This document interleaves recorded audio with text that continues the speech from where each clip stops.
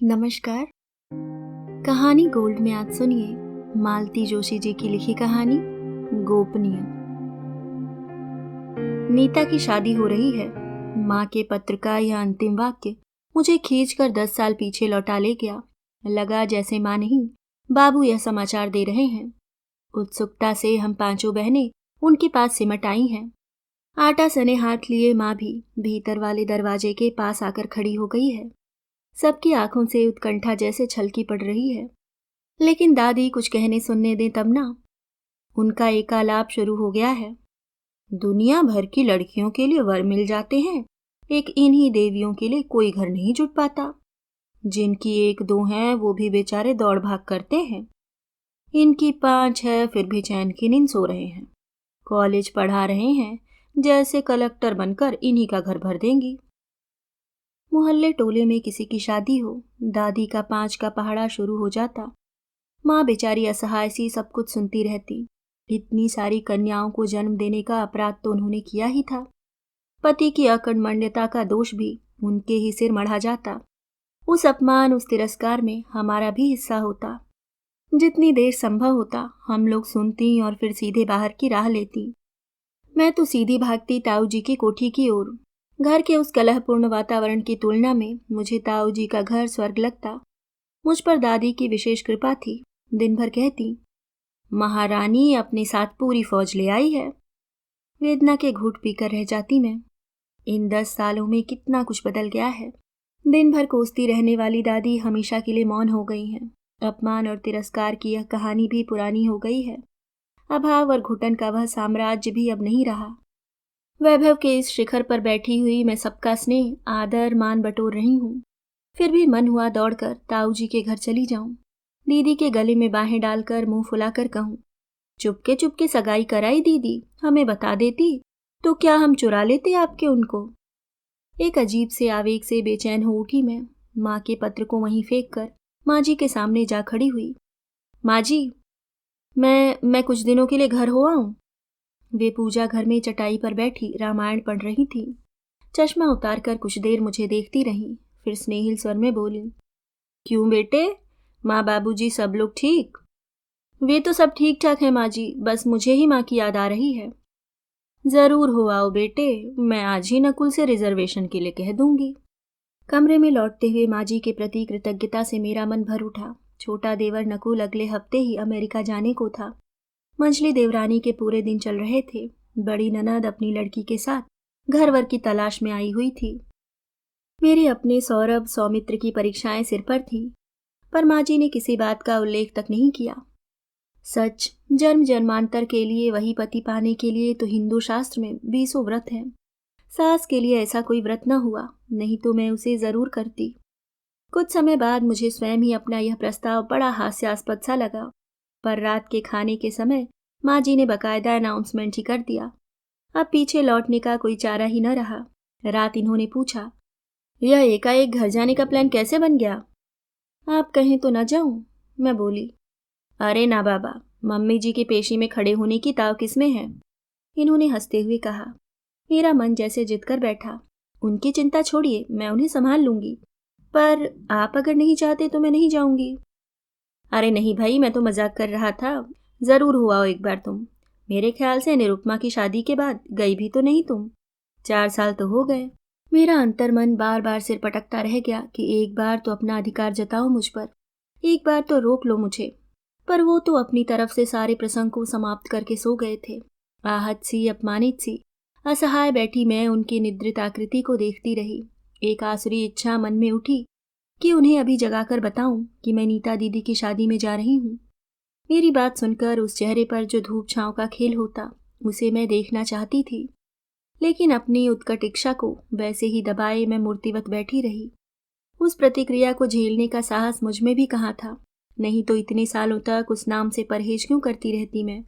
अपने गंभीर स्वभाव के कारण माँ जी ने मुझसे कुरेद कर कुछ नहीं पूछा, पर उनकी धारणा थी कि मेरे माता पिता किसी अकथनीय विपत्ति में फंस गए हैं, इसलिए मैं इतनी अधीरता से उन्हें मिलने जा रही हूँ। वे मुंह से कुछ नहीं बोली, पर उनकी संवेदना, उनका ममत्व हर कृति में छलक पड़ता था।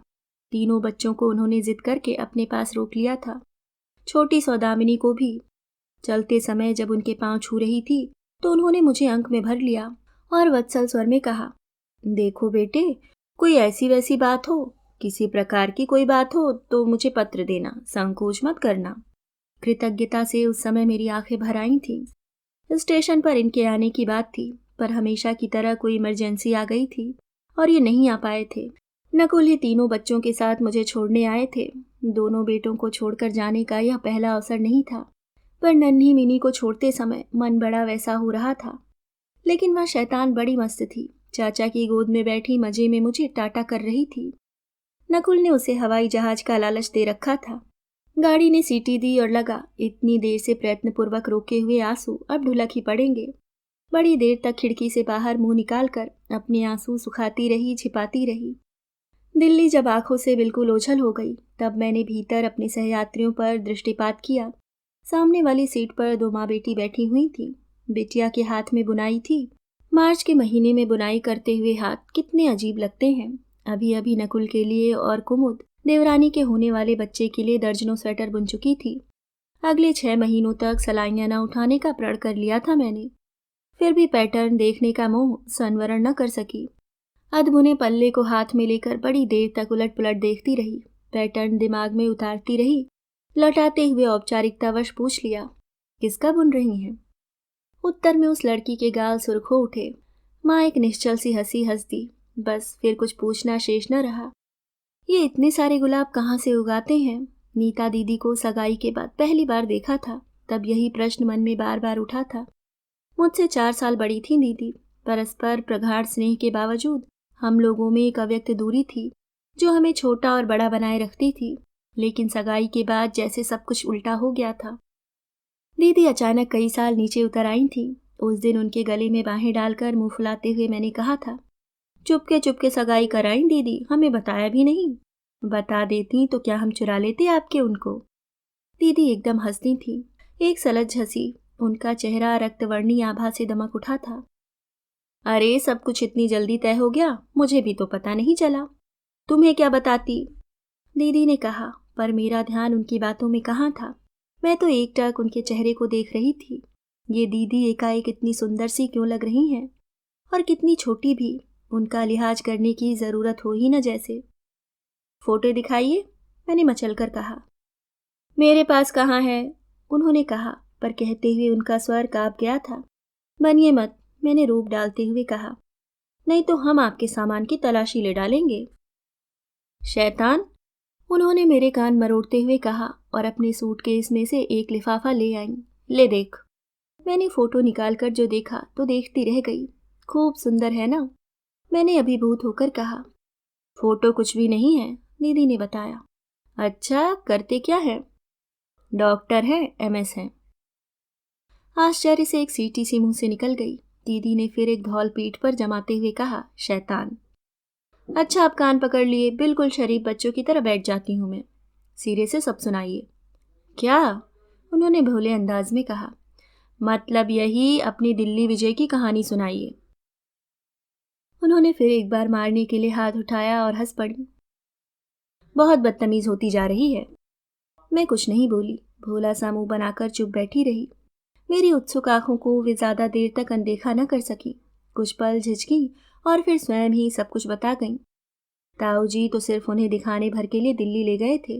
बहुत बड़ा परिवार था, सभी लोग देखना चाहते थे। घर की सबसे बड़ी बहू जो पसंद करनी थी। दीदी को देखते हुए ऐसे लट्टू हुए सब लोग कि बस शकुन करके ही लौटना पड़ा। इतने लोग हैं घर में अनु कि मैं तो घबरा गई। 3 तो नंदे हैं, सब की सब मुझे घेर कर बैठ जाती। इतने ही देवर हैं, मुझे तो सबके नाम भी याद नहीं हो पाए। डर लगता है रे, कैसे निभा पाऊंगी। यहाँ तो एकदम अकेले रहने की आदत पड़ी हुई है। दीदी के स्वर में सचमुच चिंता थी। लोग बाग कैसे हैं? बहुत अच्छे हैं, माँ जी तो इतनी अच्छी। मेरा मतलब था वह कैसे हैं, हमारे जीजा जी? फोटो दिखाई तो थी अभी। फोटो की बात और है, यह बताइए फोटो के बाहर कैसे हैं? अनु, तुम बहुत नालायक होती जा रही हो। बड़ी बहन हूं, कुछ तो लिहाज करो।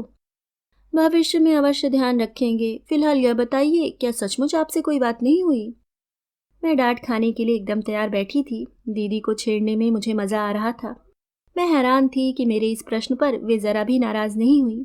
उनका चेहरा एकाएक सौम्य हो आया। पलंग की चादर को उंगलियों में लपेटते हुए वे धीरे से बोली, बस एक बार हुई थी। सच? हम लोगों को उसी दिन आना था। सुबह मेरी बहुत जल्दी आँख खुल गई थी। सच तो यह है, खुशी के मारे रात भर नींद ही नहीं आई थी। अपने कमरे की खिड़की से मैंने झांक कर देखा। सुबह बड़ी प्यारी लग रही थी। मैं धीरे से नीचे उतरकर बगीचे में चली आई। सारा लॉन ओस में नहाया हुआ था। नंगे पैरों उस पर चलना बहुत सुखद लग रहा था। फिर मैंने अधीरता से पूछा। मुझे उनकी बातों में किसी उपन्यास का सा मजा आ रहा था। लॉन में घूमते हुए मेरी आंखें एक बड़े से पीले गुलाब पर अटक गईं। उसे धीरे से तोड़कर मैं अपने बालों में लगाने जा रही थी कि किसी ने पीछे से मेरा हाथ पकड़ लिया। हाय राम! मैंने मुड़कर देखा, श्रीमान जी खड़े मुस्कुरा रहे थे। क्यों, क्या उन्हें भी नींद नहीं आ रही थी? मैंने शरारत से पूछा। पर दीदी का ध्यान मेरी ओर नहीं था। वे अपनी ही रौ में कहे जा रही थी। मैंने हाथ छुड़ाना चाहा तो उनकी पकड़ और मजबूत होती गई। रोबीली आवाज में बोले, थोड़ा सब्र कीजिए देवी जी, बगीचे पर अभी से अपना अधिकार न जताइए। मेरा चेहरा तो रुआसा हो आया। तब हंसकर बोले, फूल क्या अपने हाथों से लगाया जाता है? फिर हम किस लिए हैं? फिर बस मेरे हाथों से वह गुलाब लेकर उन्होंने खुद मेरी वेड़ी में टाक दिया और फिर वहीं खड़े हुए देर तक उसे सूंघते रहे। फिर क्या, कोई कहानी सुना रही हूं क्या मैं? दीदी ने डपट कर कहा। पर उनका चेहरा इतना लाल हो आया, इतना लाल। ये इतने सारे गुलाब कहाँ से उगाते हैं? दीदी के गालों के गुलाब क्या अब भी उतने ही ताजे होंगे? इन 10 वर्षों में दुनिया कहाँ से कहाँ पहुंच गई है। पर दीदी, मैं स्वयं 3 बच्चों की माँ बन गई हूँ। पर दीदी अभी वहीं उसी पहली सीढ़ी पर खड़ी हैं। माँ ने लिखा तो है, नीता की शादी हो रही है। क्या इस बार भी ताऊ जी आकर माँ को लिवा ले गए होंगे? शायद नहीं। फिर भंडार घर की चाबी किसके पास होगी? पास पड़ोस की नाते रिश्तों की स्त्रियों को कौन इकट्ठा करता होगा? पंडित जी को कुलाचार कौन समझाता होगा? गहने कपड़ों की साथ संभाल किसके जिम्मे होगी? काम काज से थका हारा निखिल किसकी गोद में आकर लेटता होगा? दीदी के लिए रोज बटना कौन बनाता होगा? बार बार विह्वल होकर दीदी किससे कहती होंगी, चाची मुझे बस पापा की चिंता है। निखिल तो जब मन आएगा तुम्हारे यहाँ जाकर खा लेगा, पर पापा का क्या होगा? साल दर साल राम सिंह के हाथ का खाना कैसे खा पाएंगे वे? तो निखिल की शादी कर दो ना, सीधा सा उपाय है। मैं चिहुक उठी। दूसरे ही क्षण मुझे होश आ गया। ऐसी बातें कहने सुनने के दिन अब नहीं रहे। और अब अगर कह भी दूं तो निखिल मुझे मारने को नहीं दौड़ेगा। मेरी चुटिया खींचकर मुझे रुलाएगा भी नहीं। इस बार वह सचमुच शादी कर रहा है। माँ ने लिखा है, वह लड़का भीष्म प्रतिज्ञा करके बैठ गया था। रिश्ते पर रिश्ते आ रहे थे और उसकी एक ही रट थी, पहले दीदी। हार कर दीदी को अपना निश्चय त्यागना ही पड़ा। माँ ने लिखा है कि निखिल के ससुराल वालों ने ही यह रिश्ता पक्का किया है। लड़का वकील है, काफी संपन्न घर है और पहली के 2 लड़के भी हैं। और इसी शादी की बधाई देने के लिए मैं दौड़ी जा रही थी। मन हुआ अगले स्टेशन पर ही उतर पड़ूं और वापस लौट जाऊं। सास बेचारी इतनी अच्छी हैं कि उन्होंने न तब कुछ पूछा था न अब पूछेंगी। मैंने जब सफ़र में किसी साथी के लिए अनिच्छा दिखाई तो उन्होंने बच्चों तक को अपने पास रोक लिया। अब अगर अचानक लौट जाऊंगी तो वे घर भर को ताकीद कर देंगी कि मुझसे कुछ न पूछें। सामने वाले बर्थ की सवारियां जब ग्वालियर में उतर गईं तब मुझे उस भरे हुए कंपार्टमेंट में भी बेहद अकेलापन महसूस होने लगा। हम लोगों की बहुत ही अच्छी मित्रता हो गई थी, खासकर भावी दुल्हन से। माँ भी बहुत हंसमुख थी और बहुत ही मधुरभाषी भी। वे कहीं हायर सेकेंडरी स्कूल में लेक्चरर थीं। वे बड़े विस्तार से मुझे बताती रहीं कि अपनी एकमात्र कन्या के विवाह के लिए उन्होंने क्या क्या पापड़ बेले, कहाँ कहाँ जूते चटखाए, कैसे कैसे दहेज का सामान जुटाया। चलिए आपकी मेहनत सफल हो गई, मैं कहती। नहीं जी, एक बार सब ठीक ठाक से निपट जाए, ये खुशी खुशी विदा हो जाए, तभी मुझे चैन आएगा। बार बार बस यही कहती रही वे। हिंदुस्तानी लड़की के माँ बाप बेचारे सचमुच बहुत तनाव में जीते हैं। हर क्षण उनका मन जैसे सुई की नोक पर रखा रहता है। एक बार लड़की ठीक से विदा हो जाए, बस यही उनका मंत्र जाप रहता है। उस बार ताऊ जी घर आए थे तो कुछ ऐसी ही बात तो उन्होंने कही थी। चाची 4 दिन बहू के हाथों घर सौंप कर तुम्हें मेरे साथ चलना पड़ेगा। घर में लड़की की शादी है, तुम्हारे सिवाय वहां देखने वाला कौन है? मैं वादा करता हूँ एक दिन भी तुम्हें ज्यादा नहीं रोकूंगा। नीता एक बार विदा हो जाए बस। दादी लेकिन टस से मस नहीं हुई। जेठानी के घर में पाँव न देने की कसम उनकी बहुत पुरानी थी। अब ना तो जेठानी थी न वह घर। उसे बेचकर ताऊ जी ने कब से यह बंगला बनवा लिया था। पर दादी की कसम, उनकी जिद अपनी जगह कायम थी। ताऊ जी कुछ देर तक उत्तर की प्रतीक्षा करते रहे, पर वे निर्लिप्त भाव से बैठी छालियां कतरती रहीं। भारी कदमों से वे लौट पड़े। देखा दरवाजे के पास सिर झुकाए माँ खड़ी हैं। मैं चल रही हूँ, उन्होंने धीरे से कहा और मुझे लेकर गाड़ी में पिछली सीट पर बैठ गईं। विस्मय और क्रोध से दादी देखती रह गईं, कुछ कह नहीं पाईं। बंगले में पहुंचते ही ताऊ जी ने कहा, नीता, मेरी चाची तो नहीं आई, पर तेरी चाची ने मुझे एक बहुत बड़े बोझ से उभार लिया है। अब मुझे कोई चिंता नहीं है। उनकी बातें सुनकर माँ बेचारी तो संकोच से गढ़ी गई। दीदी और निखिल तो इतने खुश थे कि माँ से झूल ही गए। दादी के आगमन की आशंका से दोनों आतंकित थे। माँ को देखा प्रसन्न हो उठे। पिछली पीढ़ी के जो भी मतभेद रहे हों, उन्हें कुदेरना माँ को कभी अच्छा नहीं लगा। इन मातृविहीन बच्चों पर तो उनकी विशेष ममता थी। हम सब बहनों का बचपन में यही काम था कि दादी से छिपाकर कभी कोई चीज वहां भेजी जा रही है या उन्हें घर बुलाया जा रहा है। ताऊ जी का वह आलीशान बंगला, वह खूबसूरत बगीचा, वे करीने से सजे कमरे, वह काली चमचमाती मोटर कार, वह नौकरों का हुजूम, अभाव में पले हमारे मन उस वैभव से अभिभूत हो जाते थे। कोई सड़ी सी चीज पीतल के डिब्बे में रखकर वहां ले जाते बड़ी शर्म आती थी। लेकिन ये दोनों भाई बहन जिस चाव से वे घरेलू पकवान खाते थे, उसे देखकर आश्चर्य होता था। लौटकर माँ को यह सब बताना बहुत अच्छा लगता था। माँ की आंखों में तब एक परितृप्ति छलक आती थी। अपनी ममतामयी प्रसन्न वदना माँ से ही हमें यह संस्कार मिला था कि ताऊ जी की संपन्नता से कभी ईर्ष्या नहीं हुई। न अपने अभावों की गाथा हमने कभी कहीं सुनाई। ताऊ जी की कोठी पर माँ पहली बार आई थी, पर आते ही बड़ी सहजता से उन्होंने सारा भार संभाल लिया। दरअसल पिछले कई दिनों से उन्हें यहाँ की चिंता खाए जा रही थी। बार बार कहती, पता नहीं वहाँ कैसे क्या हो रहा होगा, घर का कोई देखने वाला तो है नहीं। तो तुम चली जाओ ना, बाबू मजाक में कहते। चली तो जाऊं, पर माँ कनखियों से दादी को देखती और चुप हो जाती। लेकिन उस दिन जब ताऊ जी स्वयं निमंत्रण लेकर पहुंच गए तो सारी दुविधा समाप्त हो गई। वे निशंक भाव से कोठी में चली आईं और इस अंदाज में सारा कामकाज संभाल लिया जैसे 10-20 लड़कियां ब्याहने का अनुभव हो। बारात जिस दिन आई कस्बे की चर्चा का विषय बन गई। अब तक तो दीदी के दहेज की, बंगले की सजावट की, पार्टी के इंतजाम की प्रशंसा कर रहे थे। अब ये सारी चर्चाएं फीकी पड़ गईं। वर का रूप रंग अब प्रशंसा बटोर रहा था। उन लोगों का वैभव देखने वालों की आंखों में चकाचौंध उत्पन्न कर रहा था। पूरी एयर कंडीशन बस थी, 2 इम्पाला गाड़ियां थी, एक मिनी बस तो सिर्फ बैंड वालों के लिए थी। जो भी जनवासे से लौटता किसी न किसी चीज की तारीफ करते हुए ही आता। नाते रिश्ते की स्त्रियां उत्सुकता से चढ़ावे की राह देख रही थीं। ताऊ जी ने दीदी को दिल खोलकर सामान दिया था। कपड़ों और गहनों पर आखिर ठहरती नहीं थी, और औरतों में शर्त लगी थी कि चढ़ावे का सामान इससे सवाया ही आएगा। शाम 5 बजे से ही हमने दीदी को जयमाल के लिए सजाना प्रारंभ कर दिया। हम 5 बहनें तो थीं ही, साथ में उनकी कॉलेज की सहेलियां भी थीं। वैसे ईश्वर ने उन्हें इतना रूप देकर भेजा था कि अलग से सजने की कोई ज़रूरत ही नहीं थी। हम लोग तो अपना शौक पूरा कर रही थीं। कमरे में अच्छा खासा हुड़दंग मचा हुआ था। न पास बैठी बड़ी बूढ़ियों का मान था, न बंगले वाले कमरे में बैठे ताऊ जी का। बेचारे अभी अभी जनवासे से लौटे थे और कमरे में कुछ हिसाब किताब देख रहे थे। शाम 6 बजे एक बड़ी सी कार फाटक पर आकर रुकी। चारों ओर शोर सा मच गया। बड़े डॉक्टर साहब आए हैं, वर के पिताजी आए हैं। खलबली से घर में व्याप गई। हर कोई स्वागत के लिए दौड़ पड़ा। हम लोग भी दीदी के बालों को वैसे ही बेतरतीब छोड़कर दरवाजे में आ खड़ी हो गईं। स्वागत के लिए जुड़ाई भीड़ को अनदेखा करते हुए समधी जी दनादन सीढ़ियां चढ़ते हुए ऊपर आ गए। उनका मुंह दुखड़ा हुआ था और वे बराबर एक ही प्रश्न पूछ रहे थे, मेजर साहब कहाँ हैं? सबको जैसे सांप सूंघ गया। क्या हो गया? क्या किसी ने कुछ कह दिया? क्या प्रबंध में कुछ कमी रह गई? खबर पाकर ताऊ जी भी बदहवास से कमरे से निकले। चढ़ाव के सिरे पर ही दोनों की मुठभेड़ हो गई। आपने नाहक कष्ट किया डॉक्टर साहब, खबर भेज दी होती मैं स्वयं हाजिर हो जाता।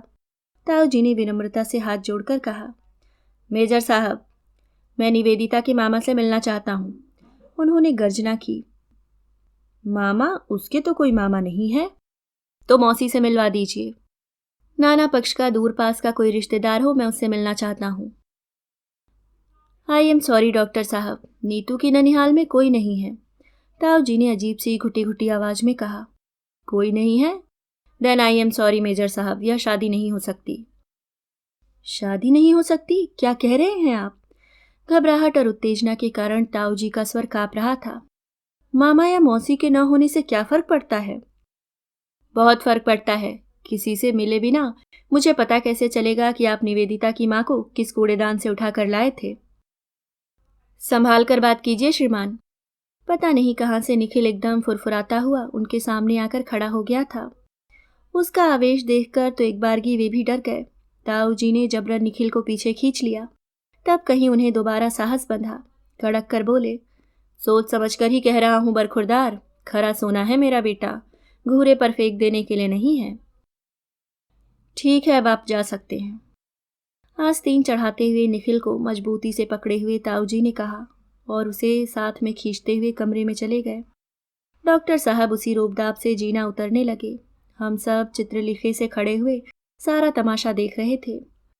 तभी देखा निखिल ताऊ जी की गिरफ्त से छूटकर आ गया है और ऊपर से चिल्लाकर कह रहा है, सुनिए श्रीमान जी, भविष्य में जब किसी भले आदमी के दरवाजे बारात लेकर जाइएगा, उसकी 7 पुश्तों की खोजबीन पहले से कर लीजिएगा। वैसे मुझे शक है कोई भला आदमी अब आपको अपने दरवाजे खड़ा करेगा। डॉक्टर साहब तेजी से पलटे और तमक कर बोले, I take it as a challenge young man. इस शहर में बारात लेकर आया हूं तो खाली हाथ नहीं लौटूंगा, लड़का ब्याह कर ही जाऊंगा। पल भर में मंडप की रौनक भयानक स्तब्धता में बदल गई। जो लोग बिल्कुल अपने थे उन्हें छोड़कर सभी चले गए। जितने मुंह उतनी बातें होती रहीं। निखिल आदि कभी ननिहाल नहीं जाते थे, यह हमें मालूम था। वहां से कभी कोई आता भी नहीं था, पर इस बात को लेकर हमें कभी कोतूहल नहीं हुआ। घर बाहर कभी कभार चर्चा होती थी। उससे जान लिया था कि ताऊ जी की लव मैरिज थी। दीदी की माँ को इसके लिए अपना घर छोड़ना पड़ा था। लौटकर वे कभी वहां गई ही नहीं। लेकिन इस साधारण सी बात के पीछे इतना बड़ा रहस्य होगा कभी सोचा भी नहीं था। ताई जी को हमने कभी नहीं देखा। रिटायर होकर ताऊ जी यहाँ आए तब उनकी मृत्यु हो चुकी थी। उनका बड़ा सा फोटो दीदी के कमरे में टंगा था। दीदी नियम से उन्हें फूल चढ़ाती, सुबह शाम अगरबत्ती जलाती और मत्था टेकती। हर साल श्रावण शुद्ध त्रयोदशी को उनका श्राद्ध संपन्न होता। इससे आगे कभी सोचा ही नहीं। पता नहीं कौन उनका पूर्व चरित्र ढूंढ लाया था। यदि वह वर पक्ष का इतना ही शुभचिंतक था तो पहले ही खबर कर देता। यूं रंग में भंग करने की क्या जरूरत थी? या ताऊ जी का अपमान ही मुख्य उद्देश्य था? सारी रात इन्हीं विचारों की अधेड़ बुन में हम दीदी को घेरे बैठे रहे। माँ की गोद में सिर रखे वे निस्पंद पड़ी रहीं। 7 चोटियों वाला उनका जूड़ा अधूरा रह गया था और उनकी घनी केश राशि उनके मुख पर फैली हुई थी। हाथों की बारीक मेहंदी आंखों में चुभ रही थी। कल सारी रात जागकर मैं और निम्मी इसे मानते रहे थे। पता था आज की रात भी जागना होगा, पर इस तरह। यह भयानक काल रात्रि राम राम करके बीती, पर सुबह भी उतनी ही उदास थी। सुबह केतली में चाय लेकर निखिल आया और बोला, चाची तुम अपने हाथों से दीदी को कुछ खिला पिला दो, हमारी तो वे। माँ ने उसे धीरे से चुप रहने का इशारा किया। वह बौखलाया सा कुछ देर तक देखता रहा, फिर माँ के कंधों पर सिर रखकर सिसक पड़ा। पिछले कुछ दिनों से उसके आंसू थमते नहीं थे। घर पर तो वह दीदी और ताऊ जी के सामने जब्त कर जाता था, पर हमारे यहाँ माँ के सामने पड़ते ही उसका बांध टूट जाता था। अपनी माँ की मृत्यु के समय दीदी काफी बड़ी थी। अपना दुख पीकर उन्होंने ही नन्हे निखिल को छाती से लगाया था, इसलिए दीदी के वियोग की कल्पना उसे असहाय लगती थी। यहाँ आने के बाद से दीदी की पंक्ति में माँ भी आकर बैठ गई थी। जब तब लाड दुलार पाने के लिए वह घर पर आ धमकता था। घर पर 3600 व्यंजन बनते रहते, पर उसे हमारी धुआंती रसोई में पटरे पर बैठकर माँ के हाथ की बनी दाल रोटी खाने में ज्यादा आनंद आता था। उसे खिलाते हुए माँ की आंखों से वात्सल्य जैसे छलका पड़ता था। कभी कभी तो उससे ईर्ष्या होने लगती थी। दोनों हाथों से दोनों भाई बहन को थपथपाती हुई माँ उस समय भी वात्सल्य की प्रतिमूर्ति लग रही थी। धीरे धीरे दिन चढ़ने लगा। सड़क रोज की तरह शोर शराबे में डूब गई। नीचे ताऊ जी के कंपाउंड में से कुर्सियां, टेबल, तंबू, क्रॉकरी आदि यथा स्थान पहुंचाने का कार्यक्रम शुरू हो गया था। उस हड़बोंग में कल का सा उत्साह नहीं था, पर शोर तो था ही। लेकिन दीदी के कमरे में वीरानगी का वही आलम था। इतने लोगों के होते हुए भी कमरा एकदम निशब्द था। सहसा एक छाया सी दरवाजे पर पड़ी। चौंक कर देखा, ताऊ जी थे। रात भर में ही जैसे किसी ने उनका सारा रक्त सोख लिया था। उन्हें देखते ही माँ ने सिर का पल्ला ठीक किया, पर वे कमरे में नहीं आए। बाहर से ही उन्होंने आवाज दी, निम्मो, माँ से कहो गाड़ी तैयार है, तुम लोग अपना सामान समेट लो। निम्मो कह दे हमें कोई ऐसी जल्दी नहीं है। नीतू को ऐसी हालत में छोड़कर मैं कहीं नहीं जाऊंगी। बहू, ताऊ जी ठीक दरवाजे में आकर खड़े हो गए। घर तो तुम्हें जाना ही पड़ेगा, बुलावा आया है। क्यों, सब खैरियत तो है? सहसा आशंकित हो उठी माँ। शायद वृद्धा दादी का चेहरा उनकी आंखों के सामने तैर गया। जैसा भी है खुद जाकर देख लेना, उन्होंने कहा और लौट गए। जाते जाते बस इतना कहा, तैयार हो जाओ तो बता देना निम्मो, कमल सिंह छोड़ आएगा। उस स्वर में इतनी तलखी, इतनी उपेक्षा थी कि प्रतिवाद करने का प्रश्न ही नहीं था। फिर भी माँ ने साहस बटोरकर पूछा, अनु को छोड़ जाऊं यहाँ? ताऊ जी ने शायद सुना नहीं या सुनकर अनसुना कर गए। कोई उत्तर नहीं मिला। अपमान से तिलमिला उठी मैं। असमंजस में पड़ी माँ को वहीं छोड़कर गाड़ी में आकर बैठ गई। ड्राइवर की सीट पर निखिल बैठा था गुमसुम सा। बात करने के मूड में मैं भी नहीं थी। चुपचाप बाहर का नज़ारा देखती रही। ताऊ जी एक ट्रक लदवा रहे थे। नया सोफा सेट, ड्रेसिंग टेबल, अलमारी, पलंग, हे भगवान, इतनी भी क्या जल्दी थी? सामान 2-4 दिन बाद भी तो लौट सकता था, और लौटाना ऐसा ज़रूरी भी तो नहीं था। ताऊ जी ने क्या तय कर लिया है कि अब दीदी की शादी कभी नहीं होगी? सब लोग आकर बैठ गए तो निखिल ने गाड़ी स्टार्ट कर दी। ताऊ जी ने मुड़कर देखा और रुकने का इशारा किया। वे खिड़की के पास आकर खड़े हो गए और बोले, बहू, बहुत जल्दी में सब कुछ तय हुआ है। गोविंद शायद ठीक से तैयारी नहीं कर पाया होगा, इसलिए सामान भेज रहा हूँ। तुम कोई दुर्भावना मन में न लाना, अनु भी मेरी बेटी ही है। और इससे पहले कि हम कुछ समझे, कुछ कहे, गाड़ी चल पड़ी थी। सिर पर छड़ भर को रखा हुआ उनका थरथराता हाथ, चश्मे के भीतर से झांकती उनकी डबडबाई आंखें सारे रास्ते भर मेरा पीछा करती रहीं और मैं पत्थर बनी बैठी रही। गाड़ी घर के पिछवाड़े आकर रुकी। शायद वैसे ही निर्देश रहे होंगे। फिर भी कई जोड़ी तमाशबीन आंखें आसपास की खिड़कियों पर नत्थी हो गई थीं। सब लोग चुपचाप उतर गए। मैं उतरने लगी तो निखिल ने कहा, अनु दीदी। इतनी देर बाद यह पहला शब्द उसके मुंह से फूटा था। मैंने प्रश्नार्थक दृष्टि से उसकी ओर देखा। स्टीयरिंग पर सर टिकाए वह पता नहीं कहाँ देख रहा था। उसी तरह बैठे हुए उसने कहा, दीदी, अब तक तो यही सुना था कि लड़कियां गूंगी गाय की तरह होती हैं, जिसके साथ बांध दो चली जाती हैं। यह पहली बार देखा कि लड़के भी बुद्धू बैल की तरह होते हैं, हर किसी खूंटे से बंधने के लिए तैयार हो जाते हैं। ऐसा दिलेर पति पाने के लिए तुम्हें बधाई देता हूँ। किसी तरह अपनी रुलाई रोककर मैं नीचे उतर आई और उसने गाड़ी स्टार्ट कर दी। गाड़ी की घरघराहट से ऊपर उठकर उसकी दूसरी बात चाबुक की तरह हमारे कलेजे को तिलमिला गई।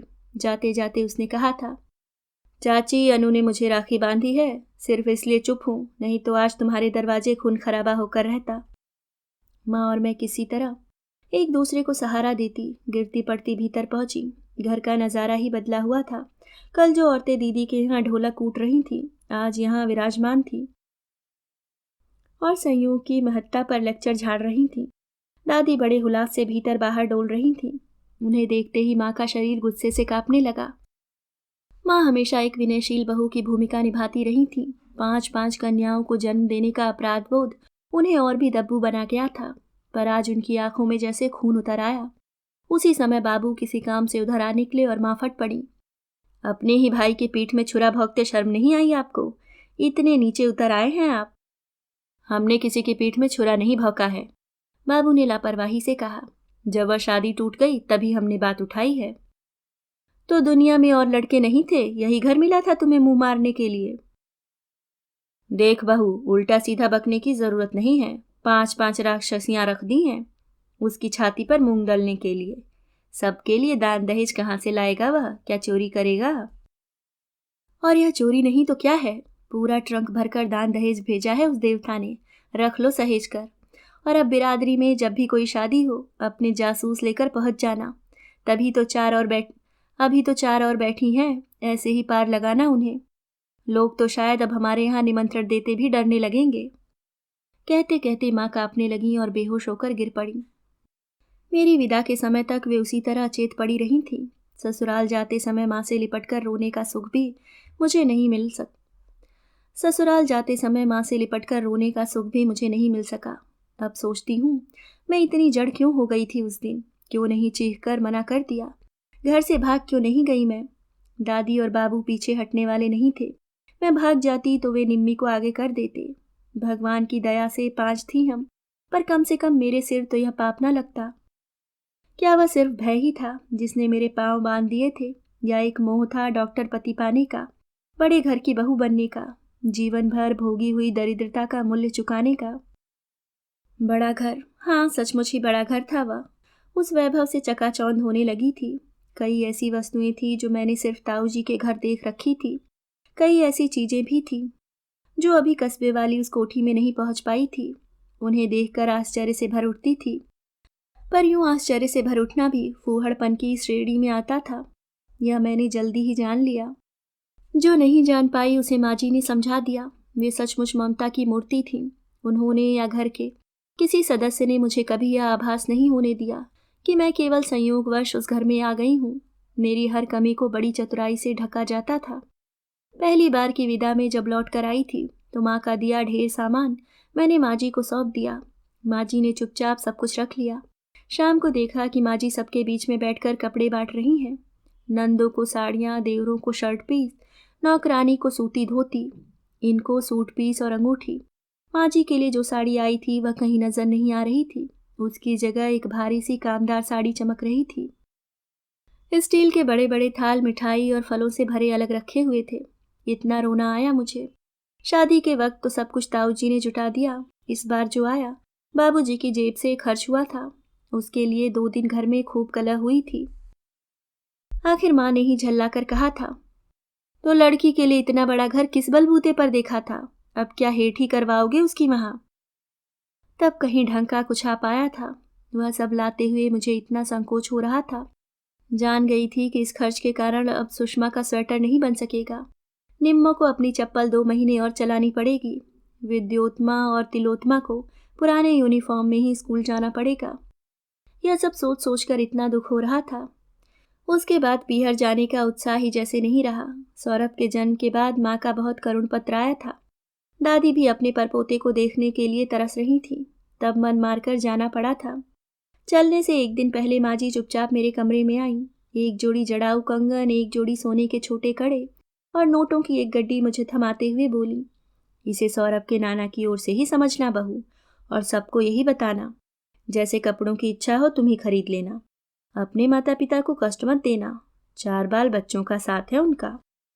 एकदम रुलाई फूट पड़ी मुझे, तो बाहों में भरते हुए बोली, ऐसा ही करना पड़ता है बेटिया, औरत का जन्म है ही इसीलिए। सारी उम्र ससुराल और पीहर की लाज ढकते ही बीतती है। कितना ठीक कहती हैं माँ जी। सचमुच सारी उम्र सिर्फ यही करते बीती है। इसलिए तो माँ के यहाँ आते हुए मन उमंग से भर उठने के बजाय भारी होने लगता है।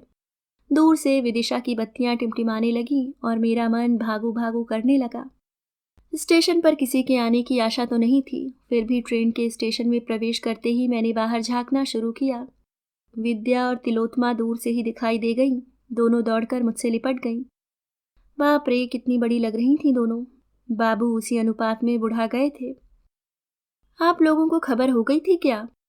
मैंने उच्छ्वसित स्वर में पूछा। हाँ, सुबह ही तार मिल गया था। और सुषमा क्यों नहीं आई मुझे लेने? मैंने तांगे में बैठते हुए पूछा। वह निम्मो के पास है, बाबू ने बताया। क्यों? वहीं पढ़ेगी अब। गुड्डू भी छोटा है और जीजा जी अक्सर टूर पर रहते हैं, इसलिए छोटी दी उसे ले गई हैं, विद्या ने बताया। घर पहुंचकर भी मन प्रसन्न न हो सका। माँ पहले से भी अधिक थकी हुई उदास लगी। मकान पहले से अधिक जर्जर हो गया था। निम्मो की शादी, दादी का श्राद्ध उसे भीतर बाहर से चरमरा गया था, यह स्पष्ट था। शादी का कमरा और उससे लगा हम लोगों का कमरा किराए पर उठा दिया गया था। अब घर में इतने लोग भी नहीं हैं और इन लोगों से थोड़ी रौनक भी बनी रहती है। माँ ने एक कमजोर सी दलील दी, पर मैं समझ गई कि असली रौनक हर महीने मिलने वाले किराए से है, न कि किराएदारों से।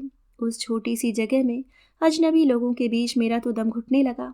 सबसे ज्यादा क्षोभ तो इस बात पर हुआ कि इन लोगों को आए 6 महीने हो गए थे, पर किसी ने मुझे खबर तक नहीं की। पिछले 3 महीनों से सुषमा निरुपमा के पास है, और उसका भी उल्लेख किसी पत्र में नहीं था। अपने ही लोगों से कैसी कट गई हूं मैं। रात माँ देर तक मेरे पास बैठी रहीं और दीदी के घर के विषय में बताती रहीं। उन्हीं से पता चला कि ताऊ जी का मोतियाबिंद का ऑपरेशन पिछली सर्दियों में हुआ है। निखिल ने एमटेक करने के बाद अपना वर्कशॉप डाल दिया है। उसके लिए ऊपर की मंजिल पर आधुनिक सज्जा वाले 4 कमरे बनाए गए हैं। फिर दीदी के बारे में बताती रही, उनकी नौकरी, सादगी, उनकी व्यवहार कुशलता। फिर भावी वर के बारे में बताने लगी, वही जो पत्र में लिखा था। मैं चुपचाप सुनती रही। वहां जाते डर लगता है माँ, दीदी पता नहीं कैसे पेश आएंगी। अरे नहीं, बहुत प्यारी लड़की है वह, माँ ने स्नेह विगलित कंठ से कहा। माँ के आश्वासन के बावजूद रात देर तक जागती रही, भावी मुलाकात के लिए हिम्मत जुटाती रही। शादी के बाद दीदी से कभी भेंट ही नहीं हुई थी। निम्मू की शादी के समय वे नेपाल गई हुई थीं। उससे पहले, हाँ याद आया, सौरभ को लेकर पहली बार आई थी तब उन्हें देखा था। उस बार भी बड़ी अनिक्षा से विदिशा आई थी। माँ और दादी का तकाजा था और मुझे भी उन सबसे मिलने का मोह तो था ही। 8-10 दिन में ही ऊब गई मैं। और इस बीच एक दिन दादी ने बिना किसी से कुछ कहे गीतों का आयोजन कर डाला। लेकिन तब भी यह नहीं सोचा था कि दादी ताऊ जी के यहाँ भी निमंत्रण भेज देंगी। इसलिए तो जब आंगन में इतनी औरतों के बीच दीदी को आते देखा तो हम सब पत्थर होकर रह गए। अरे आप लोग चुप क्यों हो गई, गाइए ना, उन्होंने कहा। उनका इतना गंभीर कंठस्वर पहले कभी नहीं सुना था। हमेशा झरने की तरह खिलखिलाती रहती। मैं कहती भी, दीदी ससुराल में कैसे निभोगी तुम, रोज सास की डांट खाओगी। नीता तुम नहीं गाओगी, मौसी को तो जरूर गाना पड़ता है, किसी ने कहा। दीदी ने एक बार सबकी ओर देखा, फिर हारमोनियम खींचकर अपना प्रिय कुमार का पद छेड़ दिया। आज नंद के द्वारे भीड़, एक आवत एक जात विदा है। दर्शन लागी होत अधीर, नंद के द्वारे भीड़। गाने के बाद उन्होंने सौरभ के हाथों में 21 रुपए और एक सूट रखा। उसे चूमा और माँ से विदा लेकर उसी शांत भाव से लौट गईं। गीत फिर नहीं जमे, बेसुरे ही लगते रहे। रात कितनी देर तक उनका गाया गीत मेरे कानों में गूंजता रहा, खासकर उसकी अंतिम पंक्ति, धन्य जशोमति धन्य शरीर। सच, जैसे सौरभ को जन्म देकर यह शरीर धन्य हो गया, सार्थक हो गया। कैसा लगा होगा दीदी को यह गाते हुए, कैसा लगा होगा सौरभ को देखकर। मुझे आश्चर्य हो रहा था, यहाँ आने का साहस कैसे जुटा लिया उन्होंने। वैसे अच्छा ही हुआ जो भीड़ के बीच में ही हम मिले, अकेले में मिलने से दोनों को ही असुविधा होती। एक लंबा सा मौन हम लोगों के बीच बिछा रहता। वैसे बात तो आज भी उन्होंने मुझसे नहीं की। उन्होंने सुषमा को प्यार किया, निम्मो से कॉलेज के हालचाल पूछे, दादी के स्वास्थ्य के विषय में चिंता प्रकट की। क्या दीदी ही अंदर मेरे सुख से जलती हैं? और अगर जलती भी हैं तो गलत क्या है? लेकिन ईर्ष्या करने लायक सुख क्या सचमुच मुझे मिला है? बड़ा सा घर, ढेर से कपड़े गहने, विद्वान पति, चांद सा बेटा, क्या यही सुख के मापदंड होते हैं? नहीं तो फिर मुझे और क्या चाहिए? सचमुच क्या चाहिए मुझे? इतने सालों बाद यूं अकेले ताऊ जी के यहाँ जाना बड़ा अजीब सा लग रहा था। विद्या ने साथ आना चाहा भी था, पर मैंने ही मना कर दिया। अपमान अगर होता है तो मैं अकेली ही झेलूंगी, किसी को साथ में कष्ट क्यों दूं? दरवाजा खोलने वाला नौकर शायद नया था, मुझे ड्राइंग रूम में बैठाकर चला गया। मैं भी किसी अजनबी की तरह वहां बैठी हुई तस्वीरें देखती रही। दीदी के आते ही किसी अपरिचित अतिथि की तरह उठ खड़ी हुई। वे क्षण भर तो मुझे विस्मित दृष्टि से देखती रहीं, फिर बोल उठी, अरे अनुपमा हो, फिर बाहर क्यों बैठी हो? फिर बाहर क्यों बैठी रही? अंदर आओ ना। मैं उनके पीछे पीछे भीतर चली गई। कौन है? भीतर वाले बरामदे में आराम कुर्सी पर लेटे ताऊजी ने प्रश्न किया। इन बीच के वर्षों में वे कितने बदल गए थे, और दीदी भी। अनुपमा आई है, दीदी ने बताया। मैंने पास जाकर ताऊजी के चरण छुए। उन्होंने स्नेह से मेरी पीठ थपथपाई, मेरे सिर पर हाथ फेरा। बहुत दिनों बाद आई अनु, अच्छी तो हो ना? ताऊजी के मुंह से अनु सुनकर भान हुआ कि दीदी तब से बराबर मुझे अनुपमा कहे जा रही हैं। ये इतना लंबा नाम ससुराल में चलता रहा है, इसलिए पहले मुझे दीदी के मुंह से यह अजीब नहीं लगा था। ताऊजी के पास बैठकर हम लोगों ने चाय पी। फिर दीदी मुझे लेकर अपने कमरे में चली आईं। खिड़कियों के पर्दे सरकाकर उन्होंने कमरे में प्रवेश किया और पलंग पर बैठते हुए बोली, और सुनाओ अनुपमा, क्या हालचाल है? अगर आपको बार बार अनुपमा ही कहना है तो चलिए ड्राइंग रूम में ही बैठते हैं। मेरी इस रोषपूर्ण उक्ति पर वे हंस दी, एक सरल शांत स्निग्ध हंसी। बहुत दिन हो गए हैं ना, याद ही नहीं रहता। याद ही नहीं रहता किसको क्या पुकारती थी मैं। अच्छा बताओ, अभी कैसे आई हो? विद्योत्मा की शादी वादी हो रही है क्या? नहीं, फिलहाल तो आपकी शादी के लिए आई हूँ। बधाई देने के लिए इतनी धूप में दौड़ी चली आई, पर आपने आते ही मूड खराब कर दिया। पुरानी अनु जैसे मुझ पर चढ़ बैठी थी। बधाई किस बात की? शादी की? अरे एक बार हो जाने दो, तब तक के लिए बधाइयां मुलतवी रखो। दीदी, क्या आप कभी मुझे माफ करेंगी? वे फिर हंसी, वही सरल स्निग्ध हंसी। एक लंबा सा मौन हम दोनों के बीच खिंच गया। दीदी ही शायद इसे सह नहीं पाई, उठते हुए बोली, लाओ तुम्हें वर महोदय की तस्वीर तो दिखा दें। बहुत बड़े आदमी है ना ये, माँ बता रही थी। मैंने फोटो से झांकते गंभीर चेहरे को देखते हुए कृत्रिम उत्साह के साथ कहा, हाँ बड़े तो हैं ही इज रनिंग 43। प्लीज दीदी। वे फिर हंसी, हाँ उस लिहाज में भी बड़े हैं, अपने इलाके के सबसे प्रसिद्ध प्रैक्टिशनर हैं। प्रैक्टिस तो खैर जोरदार है ही, इसके अलावा मकान है, दुकान है, बाग हैं, बगीचे हैं, और चाची ने बताया होगा 2 लड़के भी हैं, हाई स्कूल में पढ़ने वाले। वर्णन सुनकर एक झुरझुरी सी हो आई।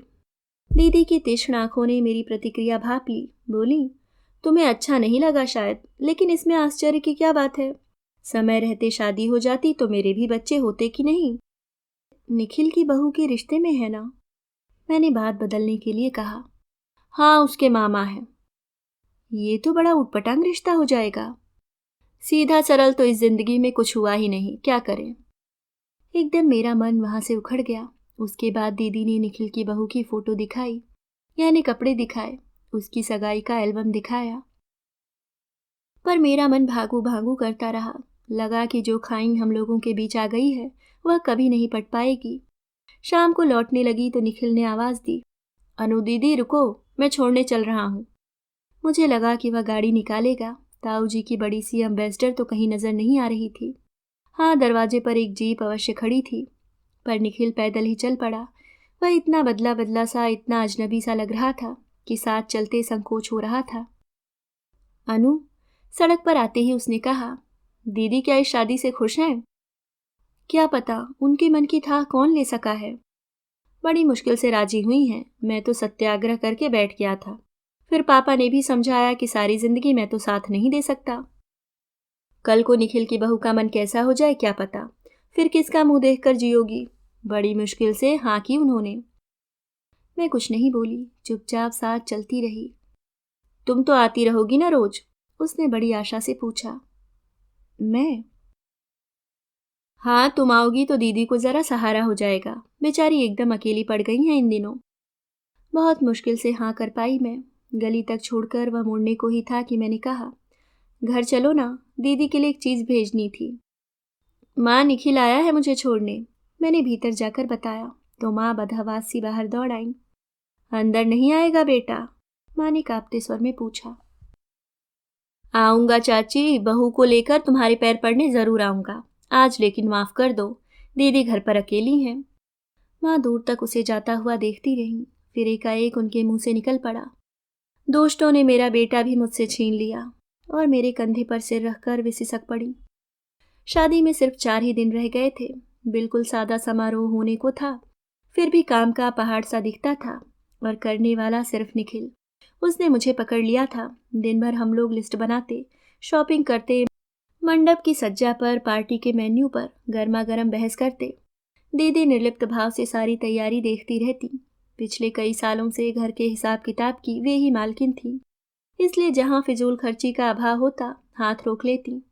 दोनों भाई बहनों में खूब हुज्जत होती। फिर एक दिन तो इतना उखड़ गया निखिल, आपको हमारी फजीहत ही करानी है तो कह दीजिए, मैं सब आइटम कैंसिल कर देता हूँ।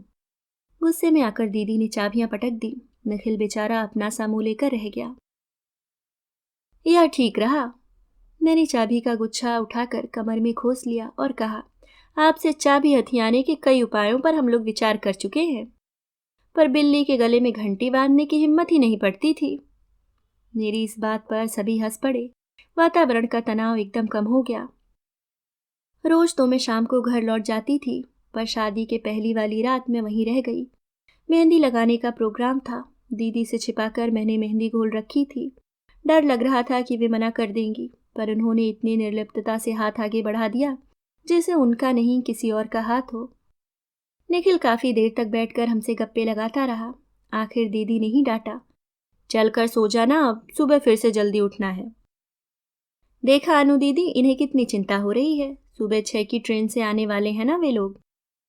शैतान, दीदी ने घूंसा तानकर कहा। निखिल बचने का अभिनय सा करता हुआ भाग गया। उसके जाते ही उस परिहास का कृत्रिम आवरण चीरकर एक मनहूस चुप्पी हम लोगों के बीच आकर बैठ गई। इतने बड़े कमरे में सिर्फ मेरी चूड़ियां खनक रही थी, और वह खनक बड़ी भयानक लग रही थी। कुछ बात कीजिए ना दीदी, यूं मुंह सीकर मुझसे नहीं बैठा जाएगा। तू बोलना, मैं सुन रही हूं। क्या बोलूं? सचमुच मेरी समझ में कुछ नहीं आ रहा था। बोलने के लिए इस तरह से विषय टटोलने की कभी जरूरत ही नहीं पड़ी थी। बात करने के लिए विषय ही नहीं मिल रहा तुझे? अच्छा यही बता कि इस समय तुझे कैसा लग रहा है? एक ही दुल्हन को दो दो बार मेहंदी लगाते हुए कैसा अनुभव हो रहा है? मैंने सीख रख दी और मुंह फुलाकर बैठ गई। अरे नाराज हो गई? बात तो करने देती नहीं, फिर कहती है कुछ बोलो। दीदी एक बात कहूं? मैंने गंभीर होकर कहा। कहो। आप अपने मन की सारी कड़वाहट यहीं छोड़ जाइए, नहीं तो ना आप खुश रह पाएंगी न किसी को खुश रख पाएंगी। क्या यह इतना सरल है अनु? मैं फिर गुमसुम होकर बैठ गई। बड़ी दम घोटू स्तब्धता थी। शायद दीदी भी उसे सह नहीं पाई। अनु फिर किस सोच में पड़ गई? सोच रही हूं। वही तो, क्या सोच रही हो? यही कि पिता के किए की सजा बेटी को कब तक भुगतनी होगी। एकदम तन गई दीदी। अनु फिर यह बात कभी मत कहना। जो कुछ हुआ मेरे भाग्य का दोष था। मैं उसके लिए पापा को कभी दोष नहीं दूंगी। अपनी उम्र में उन्होंने जो कुछ किया, कितने हिंदुस्तानी लड़के उतना साहस जुटा पाते हैं? किस दिलेरी से वे जिंदगी भर जमाने से टक्कर लेते रहते हैं। नहीं अनु, उनको लेकर मेरे मन में कोई रोष, कोई मलाल नहीं है। विस्मय विमुग्ध होकर मैं उनका यह आवेश देखती रही। उनके कुछ प्रकृतिस्थ होने पर मैंने उनका हाथ फिर अपने हाथ में लेते हुए शांत स्वर में कहा, दीदी मैं ताऊ जी के लिए नहीं कह रही थी। तब? मेरा तात्पर्य बाबू से था। कहते हुए भी शर्म आती है दीदी, पर उस रात रंग में भंग करने वाले बाबू ही थे, बाबू और दादी। मालूम है। मैंने आश्चर्य से सिर उठाकर देखा। कितनी सौम्य लग रही थी दीदी। उस शांत स्वर में उन्होंने कहा, हमें तभी मालूम हो गया था। पापा के शहर में किसी से भी दुश्मनी नहीं थी। उनका बुरा चाहने वाला यहाँ सिर्फ दो ही व्यक्ति थे। पिछली पीढ़ी का वैर चुकाने का अरमान सिर्फ उन्हीं का हो सकता था। आप ठीक कह रही हैं। सारी जानकारी इकट्ठी करने के लिए बाबू ने इतनी दौड़ धूप की थी।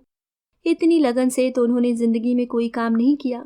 खर्च की व्यवस्था दादी पता नहीं कहाँ से करती रहीं, और माँ बेचारी यही सोचती रहीं कि मेरे लिए वर जुटाया जा रहा है। वर जुटाया नहीं क्या तुम्हारे लिए? दीदी ने कहा और हम दोनों हंस दी, एक फीकी सी हंसी।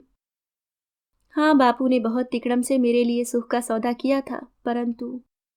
परंतु क्या? तू खुश नहीं है अनु?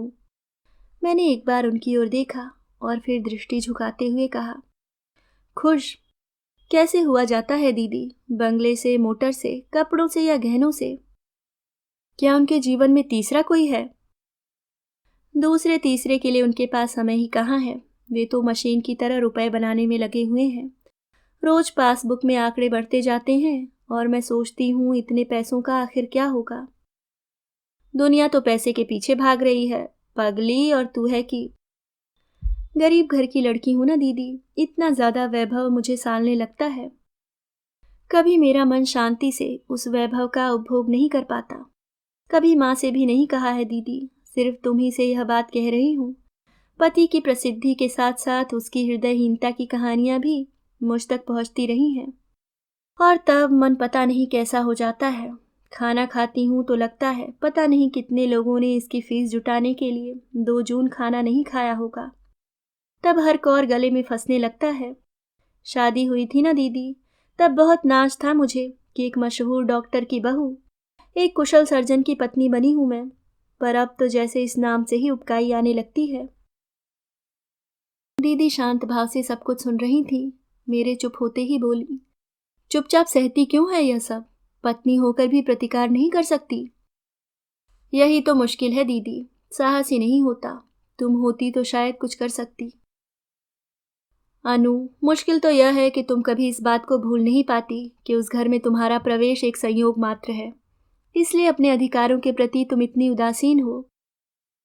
अनु, अधिकार कोई तुम्हारी झोली में आकर डाल नहीं जाएगा, उसे खुद हथियाना पड़ता है।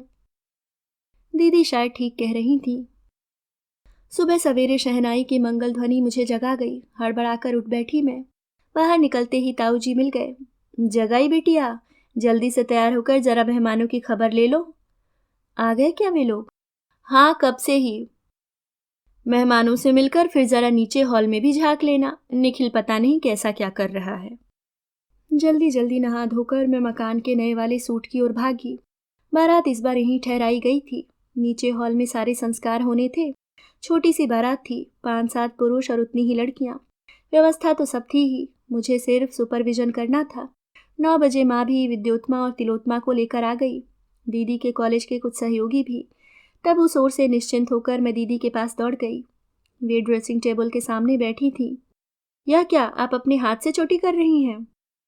तो क्या करूं, मुझे लगा दुल्हन का श्रृंगार करने का तुम्हारा उत्साह उतर गया है। अरे वाह, उतरेगा क्यों? मैं तो अपने जीजा जी को देखने गई थी। सच दीदी, टॉप पर्सनालिटी है। फोटो देखकर तो मूड इतना खराब हो गया था। अच्छे लगे? बहुत।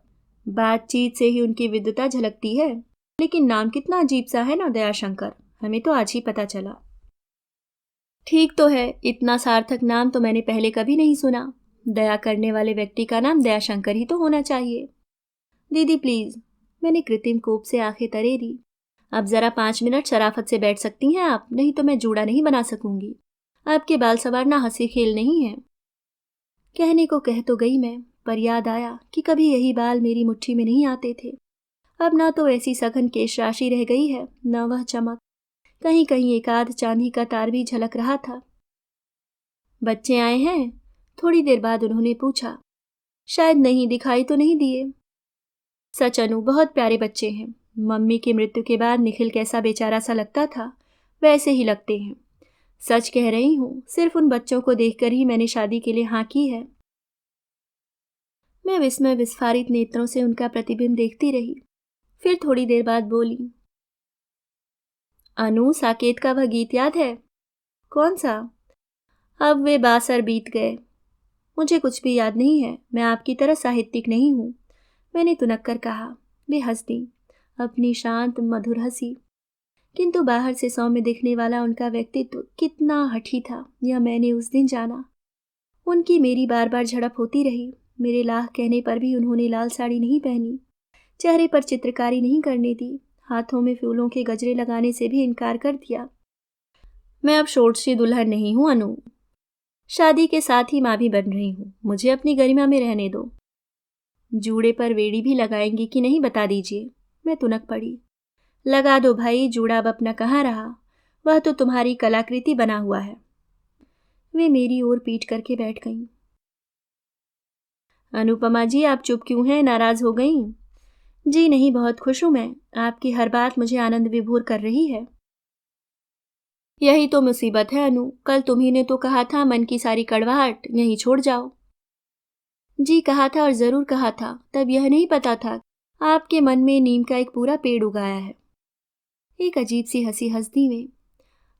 अनु, जिस लड़की की बारात दरवाजे से बिन ब्याहे लौट जाती है, वह उस दंश को जिंदगी भर नहीं भूल पाती है। गजरे के डोरे में गांठ देते देते मेरे हाथ कांप गए। ओह दीदी, क्यों कही यह बात आपने? क्या जिंदगी भर मैं भी इस दंश को भूल पाऊंगी? अनु, तुम मेरे बालों में वेड़ी लगा रही हो तो एक और बात याद आ गई। कौन सी? उस बार शादी से पहले दिल्ली गई थी, मालूम है। एक बार सुबह सुबह बगीचे में डॉक्टर साहब टकरा गए थे। बताया था आपने, मैंने थूक गटकते हुए कहा। उन्होंने मेरी वेड़ी में एक पीला गुलाब लगाया था, यह भी बताया था। मैंने उत्तर नहीं दिया। उस गुलाब को मेरी वेड़ी में टाकते हुए उन्होंने अपने होठ धीरे से यहाँ छुआ दिए थे। दीदी ने मेरा हाथ पकड़कर अपनी गर्दन पर रख दिया। इतने साल हो गए हैं अनु, पर यह इतना भाग अब तक जल रहा है। अब तक, अब तक, अब तक, अब तक। अभी आप सुन रहे थे मालती जोशी जी की लिखी कहानी गोपनीय। धन्यवाद।